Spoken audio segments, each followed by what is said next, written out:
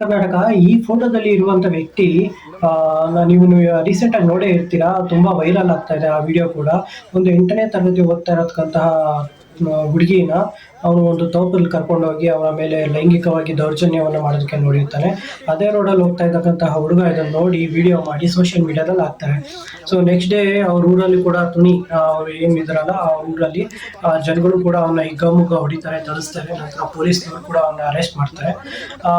ಅವನ್ನ ಅರೆಸ್ಟ್ ಮಾಡಿ ಅವನ ಕೋರ್ಟ್‌ಗೆ ಸಬ್ಮಿಟ್ ಮಾಡೋದಕ್ಕೆ ಕರ್ಕೊಂಡು ಹೋಗ್ಬೇಕಾದ್ರೆ ಏನು ನಾನು ಟಾಯ್ಲೆಟ್‌ಗೆ ಹೋಗ್ಬೇಕು ಅಂತ ಹೇಳಿ ಕಾರಿಂದ ಆಚೆ ಬರ್ತಾರೆ. ಎಲ್ಲೋ ಒಂದ್ ಕಡೆ ನಿಲ್ಸಿ ತಪ್ಪಿಸ್ಕೊಳ್ಳೋ ಭರದಲ್ಲಿಯೋ ಅಥವಾ ಇವನೇ ತಾನೇ ಆತ್ಮಹತ್ಯೆ ಮಾಡ್ಕೊಳ್ಳುವ ಭರದಲ್ಲಿಯೋ ಕೆರೆಗೆ ಧುಮುಕಿದ್ದಾನೆ. ಇಮಿಡಿಯೇಟ್ ಆಗಿ ಪೊಲೀಸ್ನವರು ಕೂಡ ಅಲ್ಲಿರುವಂತಹ ಸ್ಥಳದಲ್ಲಿರೋನು ಕೂಡ ರಕ್ಷಿಸಕ್ಕೆ ಹೋಗ್ತಾರೆ. ಆದ್ರೆ ಇವನು ಬದುಕುಳಿಯೋದಿಲ್ಲ, ಇವನು ಸಾಯ್ತಾನೆ. ಬಟ್ ಅದನ್ನೇ ಹೇಳೋದಲ್ವಾ, ನೀನು ಮಾಡಿರೋ ಕರ್ಮ ನಿನ್ನನ್ನು ಬಿಟ್ಟರು ಆ ದೇವರು ಮಾತ್ರ ಬಿಡೋದಿಲ್ಲ. ಆ ದೇವ್ರು ಹೆಂಗಾದ್ರೂ ಮಾಡಿ ನಿಂಗೆ ಒಂದು ಕರ್ಮವನ್ನ ಇಟ್ಟಿರ್ತಾನೆ ಹಿಂದೆಗಡೆನೆ.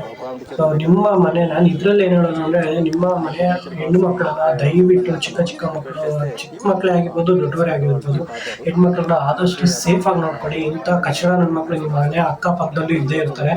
ಸೊ ಇಂಥವ್ರಿಂದ ನಿಮ್ಮ ಹೆಣ್ಣು ಮಕ್ಕಳನ್ನ ಸ್ವಲ್ಪ ದೂರದಲ್ಲಿ ಇರೋದೇ ನಿಜವಾಗ್ಲೂ ಒಳ್ಳೆ ಕೆಲಸ. ಅದು ಸ್ವಲ್ಪ ಹುಷಾರಾಗಿ ನಿಮ್ಮ ಮನೆ ಹೆಣ್ಣು ಮಕ್ಕಳನ್ನ ನೋಡ್ಕೊಳ್ಳಿ.